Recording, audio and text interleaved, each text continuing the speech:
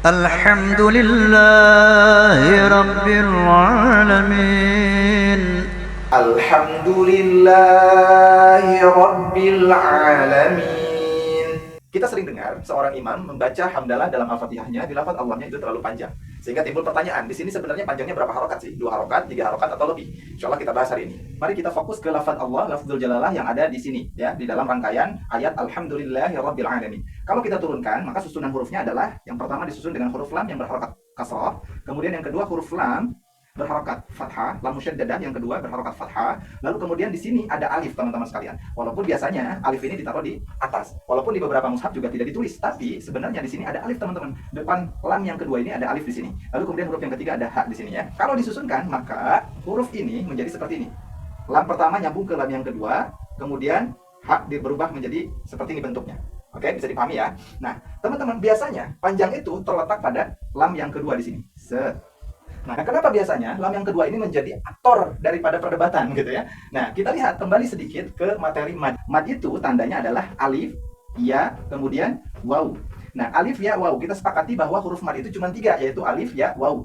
Oke, yang nanti mad itu menjadi 4 harokat, 5 harokat, 6 harokat, pada dasarnya di sini teman-teman sekalian ya. Nah, huruf alif akan menjadi tanda mad ketika huruf sebelumnya fathah.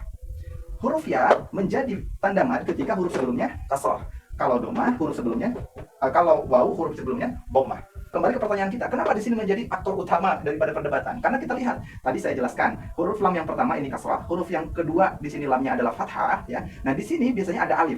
Maka kalau dalam huruf hijaiyah lam alif itu seperti ini ya teman-teman sekalian. Nah itu terdiri dalam huruf lam dan di sini ada alif. Alif di sinilah yang kemudian menjadi tandaman. Oke? Alif di sini yang kemudian menjadi tanda mad yang biasanya dinaikkan ke atas. Kalaupun ini tidak ada, di atas tidak ada alif, maka ini sudah melekat di sini itu ada alif depan lam yang kedua. Nah, sekarang ini hukumnya mad apa sih, teman-teman sekalian? Hukumnya adalah mad asli.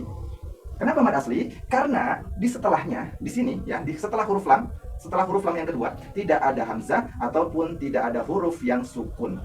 Karena kalau ada hamzah dan sukun, maka berubah hukumnya, bukan lagi mad asli. Nah, teman-teman sekalian, sekarang pertanyaan yang kedua yang belum terjawab adalah berapa panjang harokatnya? Berapa panjang ketukannya? Maka ulama qiraat sepakat yang menggunakan riwayat Hafiz an Asim itu mad asli tidak ditambah, tidak dikurang 2 harokat. Walaupun ada ulama syafi'iyah yang membolehkan sampai 7 alif ya. Alif atau sama dengan 14 harokat.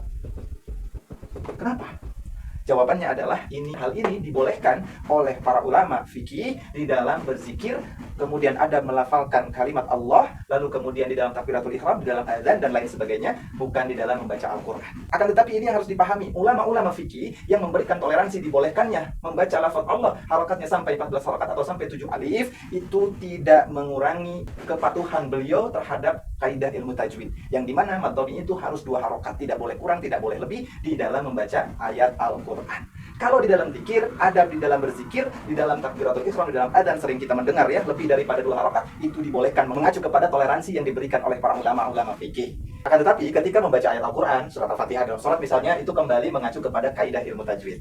Pertanyaan terakhir, kenapa masih banyak imam-imam yang kemudian membaca surat Al-Fatihah di lafaz Allahnya selalu lebih panjang?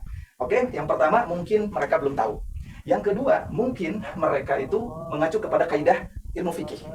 Yang padahal di dalam membaca Al-Fatihah itu diperkenankan mengacu kepada kaidah ilmu tajwidnya. Yang ketiga, bisa jadi karena terbawa oleh lagam. Alhamdulillahi Rabbil Alamin. Kita terlalu terlena dengan lagam. Makanya guru-guru kami di dalam mengajarkan Al-Quran, ilmu tajwid, gak boleh dulu kita belajar lagam sebelum kita konsisten menerapkan ilmu tajwidnya.